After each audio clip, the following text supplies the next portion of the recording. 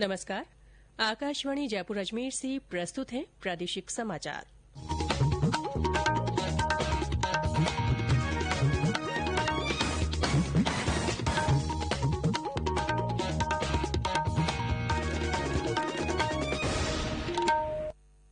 मुख्य समाचार।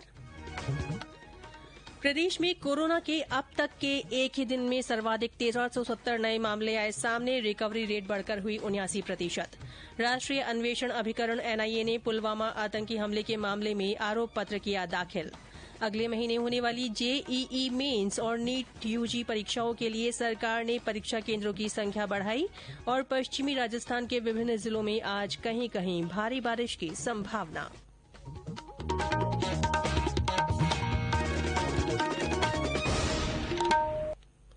समाचारों के साथ मैं रितिका गुप्ता। और अब समाचार विस्तार से। प्रदेश में कल कोरोना संक्रमण के अब तक के एक ही दिन में सर्वाधिक 1370 नए मामले सामने आए हैं। इसके साथ ही इनकी संख्या बढ़कर कुल 73,325 हो गई है। स्वास्थ्य विभाग के अनुसार सबसे ज्यादा 245 मामले जयपुर जिले में मिले हैं। इनके अलावा जोधपुर में 243, कोटा में 177, अलवर में 137, बीकानेर में 146, भीलवाड़ा में 133, सीकर में 40, अजमेर में 30, उदयपुर में 19, पाली में 17, करौली में 16, बांसवाड़ा में 14, नागौर और भरतपुर में 13-13, डूंगरपुर और बारां में 12-12, चित्तौड़गढ़ में 11, श्रीगंगानगर में 10, सिरोही और झालावाड़ में 9-9, धौलपुर और चूरू में 8-8, सवाईमाधोपुर और झुंझुनू में 7-7, टोंक और राजसमंद में 5-5, प्रतापगढ़, जालौर, दौसा और बूंदी में 4-4, हनुमानगढ़ और बाड़मेर में 3-3 और जैसलमेर में 2 लोगों में संक्रमण की पुष्टि हुई है। विभाग के अनुसार राज्य में रिकवरी रेट बढ़कर 79% से ज्यादा हो गई है। अब तक 58,126 संक्रमित इलाज के बाद स्वस्थ हो चुके हैं। अब 14,219 लोगों का इलाज चल रहा है। प्रदेश में इस बीमारी से 980 लोगों की मृत्यु हो चुकी है। इधर श्रीगंगानगर जिले में कोरोना संक्रमण के बढ़ते मामलों को देखते हुए जिला प्रशासन विशेष सतर्कता बरत रहा है। हमारे संवाददाता ने बताया कि प्रशासन ने इसके चलते आज से एक अभियान शुरू कर बिना मास्क के घूम रहे लोगों के खिलाफ जुर्माने की कार्रवाई करना शुरू कर दिया है। जिले में बढ़ रहे कोरोना के प्रकोप को लेकर प्रशासन ने एहतियातन सख्त कदम उठाने शुरू कर दिए हैं। इसी के तहत आज से बिना मास्क घूमने वाले और सोशल डिस्टेंसिंग की पालना नहीं करने वालों के खिलाफ सख्त कार्रवाई की जाएगी। इस कार्रवाई के लिए टीमों का गठन किया गया है। मास्क नहीं लगाने और सोशल डिस्टेंसिंग की पालना नहीं करने वालों के खिलाफ जुर्माना लगाया जाएगा। इसके अलावा लोगों को जागरूक करने के लिए रिक्शे भी चलाए जा रहे हैं। डॉक्टर सीएमएचओ गिरधारीलाल मेहरा ने लोगों से अधिक जांच करवाने की अपील की है। जितेंद्र शर्मा, आकाशवाणी समाचार, श्रीगंगानगर। सवाईमाधोपुर से हमारे संवाददाता ने बताया कि जिला कलेक्टर ने कोविड-19 के संक्रमण के कारण जिले में विभिन्न प्राकृतिक स्थानों पर लोगों की बढ़ती हुई संख्या को देखते हुए भ्रमण पर प्रतिबंध लगा दिया है। जिले के प्राकृतिक स्थानों अमरेश्वर, झोजेश्वर, धुंधेश्वर, सीता माता, कोशाली दर्रा सहित बहते नदी, नालों, कुंड, ताल, तालाब, एनीकट आदि पिकनिक स्थानों पर फोटो सेल्फी खींचने, वाहनों की आवाजाही तथा लोगों के पिकनिक, गोठ और ठहराव पर पूर्णतः प्रतिबंध लगा दिया गया है। जिला कलेक्टर ने आदेश जारी कर इनकी पालना के लिए पुलिस अधीक्षक और सभी उपखंड अधिकारियों को जिम्मेदारी सौंपी है। गौरतलब है कि जिले में कोरोना संक्रमितों की बढ़ती संख्या तथा प्राकृतिक स्थानों पर लोगों के बढ़ते जमावड़े की खबरों के बाद किसी भी संभावित हादसे को रोकने के लिए यह सख्त कदम उठाया है। सतीश वर्मा, आकाशवाणी समाचार, सवाईमाधोपुर। राष्ट्रीय अन्वेषण अभिकरण एनआईए ने पिछले साल फरवरी में हुए पुलवामा आतंकी हमले के मामले में कल 19 लोगों के खिलाफ आरोप पत्र दाखिल किया। इन लोगों पर पाकिस्तान के इशारे पर हमला कराए जाने का आरोप है। 13,500 पन्नों वाली चार्जशीट एनआईए की जम्मू स्थित विशेष अदालत में दायर की गई। इसमें जैश ए मोहम्मद के सरगना मौलाना मसूद अजहर, उसके भाई अब्दुल रौफ असगर, अमर अलवी और भतीजे उमर फारूक का नाम शामिल है। हमले को अंजाम देने वाले आत्मघाती हमलावर आदिल डार को पनाह देने और उसका आखिरी वीडियो बनाए जाने के जुर्म में पुलवामा से गिरफ्तार किए गए लोगों के नाम भी आरोप पत्र में शामिल किए गए हैं।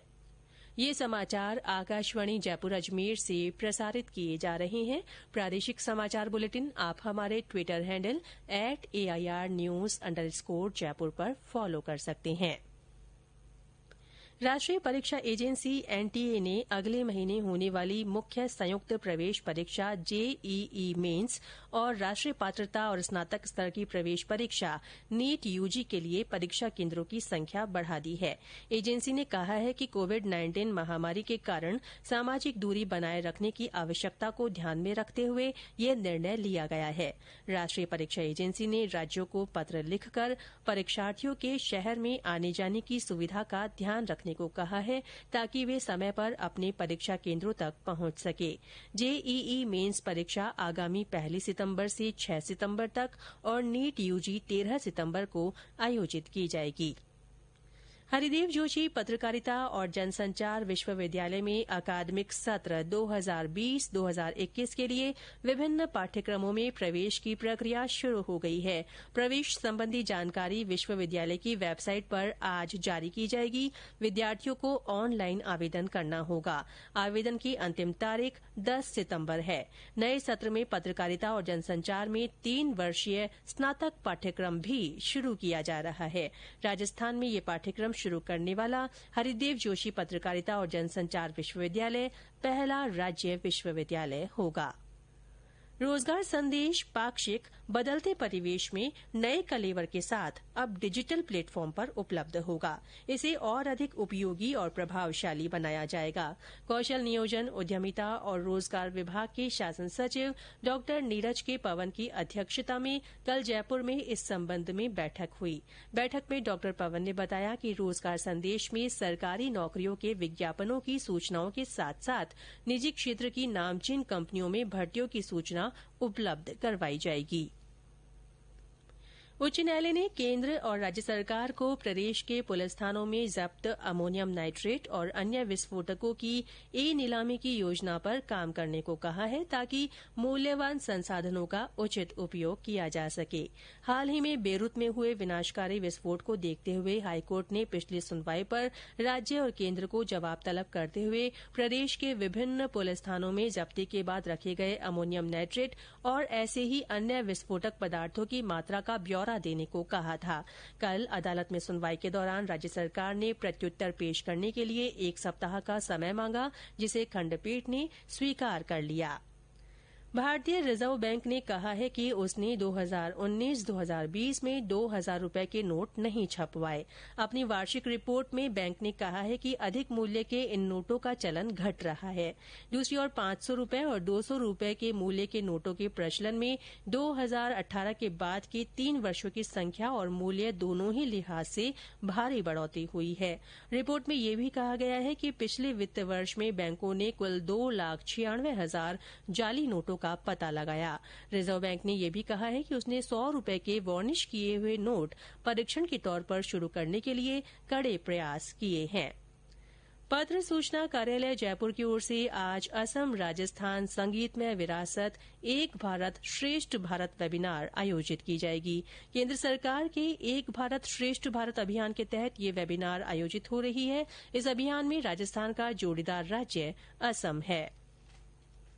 मौसम विभाग ने आज पश्चिमी राजस्थान के विभिन्न जिलों में कहीं कहीं भारी बारिश की संभावना जताई है। इससे पहले कल प्रदेश के कई हिस्सों में अच्छी बारिश हुई। जैसलमेर, जयपुर, बांसवाड़ा और टोंक जिलों में अच्छी बरसात की समाचार हैं।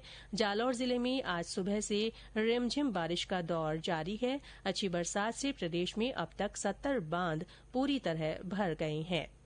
प्रधानमंत्री नरेंद्र मोदी इस महीने की 30 तारीख को आकाशवाणी से मन की बात कार्यक्रम में अपने विचार साझा करेंगे। प्रधानमंत्री ने इस कार्यक्रम में शामिल करने के लिए देशवासियों से उनके सुझाव आमंत्रित किए हैं। और अंत में मुख्य समाचार एक बार फिर।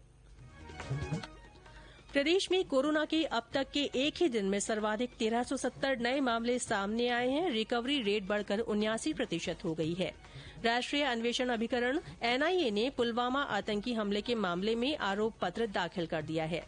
अगले महीने होने वाली जेईई मेंस और नीट यूजी परीक्षाओं के लिए सरकार ने परीक्षा केंद्रों की संख्या बढ़ा दी है। और पश्चिमी राजस्थान के विभिन्न जिलों में आज कहीं कहीं भारी बारिश की संभावना है। इसी के साथ प्रादेशिक समाचार बुलेटिन समाप्त हुआ। हमारा अगला बुलेटिन हिंदी में दोपहर 12:30 बजे प्रसारित होगा।